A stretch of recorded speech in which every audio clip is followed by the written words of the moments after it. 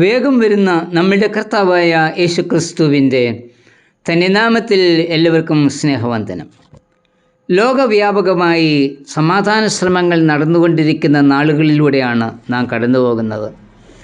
സമാധാന ശ്രമങ്ങൾ ശക്തമായി നടക്കുന്നു എങ്കിലും ഒന്നും തന്നെ ഫലകരമാകുന്നില്ല.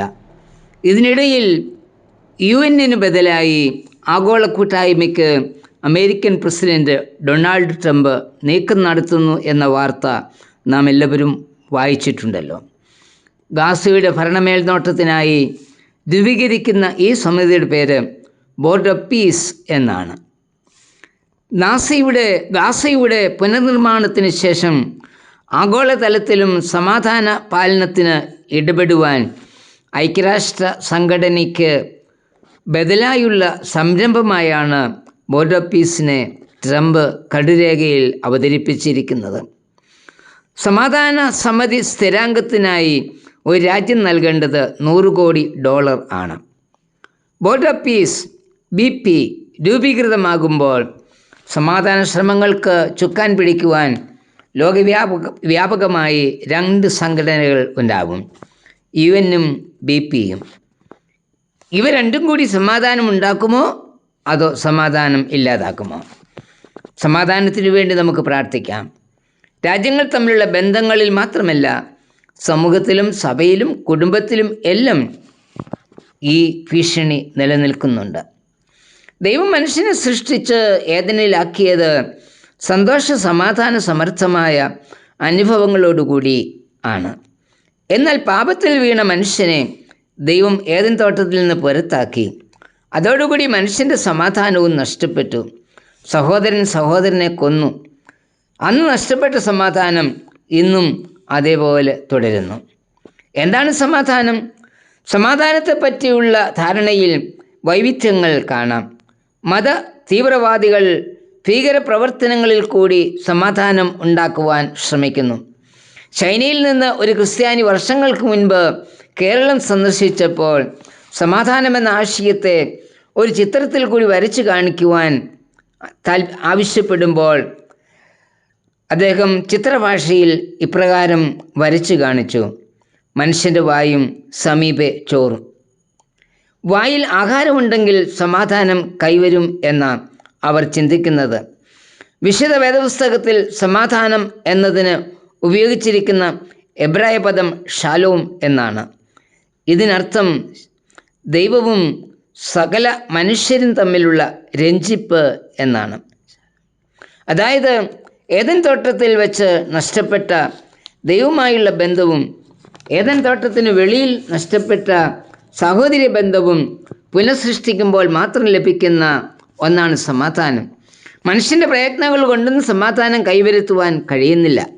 അതുകൊണ്ട് ദൈവം തൻ്റെ പുത്രനെ ലോകത്തിലേക്ക് അയച്ചു. യേശുവിൻ്റെ ജനനത്തിൽ ദൂതന്മാർ പാടിയത് പീസ് ഓൺ എർത്ത്, ഭൂമിയിൽ സമാധാനം എന്ന. 2 വയസ്സിന് താഴെയുള്ള കുഞ്ഞുങ്ങളെ വധിച്ചുകൊണ്ട് ഹെരോദാവ് സമാധാനം ഇല്ലാതാക്കുവാൻ ശ്രമിച്ചു. റാമയിൽ ഒരു ശബ്ദം കേട്ടു, കരച്ചിലും വലിയ നിലവിളിയും തന്നെ. റാഹേൽ മക്കളെ ചൊല്ലി കരഞ്ഞു. അവർ ഇല്ലായ്കയാൽ ആശ്വാസം കൈക്കൊള്ളുവാൻ മനസ്സില്ലായിരുന്നു. മത്തായി 2:17. ഇന്ന് സഹോദരൻ സഹോദരനെ കൊന്ന് ഹെരോദാവിൻ്റെ പ്രവൃത്തി തുടരുന്നു. നമുക്കെങ്ങനെ സമാധാനമുണ്ടാക്കാം? പൗലോസ് പറയുന്നത്, ജീസസ് ഈസ് അവർ പീസ്. യേശു നമ്മുടെ സമാധാനം. അവൻ ഇരുപക്ഷത്തെയും ഒന്നാക്കി. എഫേസ്യർ 2:14. യേശു ക്രിസ്തുവിൽ കൂടി അല്ലാതെ മറ്റെവിടെ നിന്നും സമാധാനം കൈവരില്ല. ക്രിസ്തു മാത്രമാണ് സമാധാനം. കർത്താവ് സമാധാനമുണ്ടാക്കിയത് എങ്ങനെയെന്ന് കൊലോസ്യർ 1:20 വായിക്കുന്നു. യേശു ക്രൂശിൽ ചൊരിഞ്ഞ രക്തം കൊണ്ട് അവൻ മുഖാന്തരം സമാധാനം ഉണ്ടാക്കി. ഭൂമിയിലുള്ളതോ സ്വർഗത്തിലുള്ളതോ സകലത്തെയും അവനെക്കൊണ്ട് തന്നോട് നിരപ്പിച്ചു. കർത്താവിനാൽ നൽകപ്പെട്ടിരിക്കുന്ന ഈ സമാധാനം നാം അനുഭവിക്കണമെന്ന് കർത്താവ് ആഗ്രഹിക്കുന്നു. എന്നാൽ നമുക്കതിന് കഴിയുന്നില്ല. എന്തുകൊണ്ടെന്നാൽ മനുഷ്യൻ ദൈവത്തെ വിട്ട് മാനുഷിക വഴികൾ തേടുന്നു എന്നതാണ്. അതിൻ്റെ പരിണിതഫലമാണ് അസമാധാനം, നിരാശ, അസന്തുഷ്ടി തുടങ്ങിയവ. കർത്താവ് നൽകിയിരിക്കുന്ന ഈ സമാധാനം അനുഭവമാക്കണമെങ്കിൽ ഒരു വഴി മാത്രമേയുള്ളൂ.